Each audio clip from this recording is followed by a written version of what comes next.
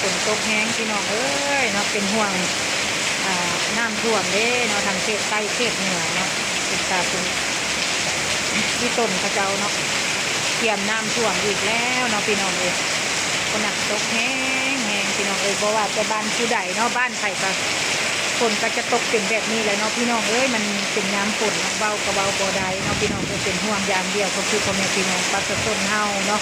ที่อยู่ทาง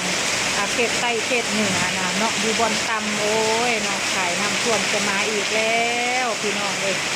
เนาะหนักตกแห้งอีหลีเด้อพี่น้องเด้อเป็นกำลังใจให้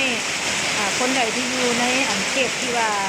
พื้นที่ต่ำเนาะน้ำท่วมดีๆดูทุกปีนะพี่น้องเนาะเป็นกำลังใจให้เด้อพี่น้องเด้อให้ระมัดระวังกันแดดผู้ใดที่อยู่ใกล้แคนเงิมใกล้แคนโคมบ่หรือว่าอยู่บนอะไรต่ำจุดบนน้ำมักท่วมนะเนาะพี่น้องเนาะให้มีสติและระมัดระวังเนาะพี่น้องเลยฝนตกแบบนี้ก็อาจจะเป็นแพ้แน่นอนได้พี่น้องเลยเนาะ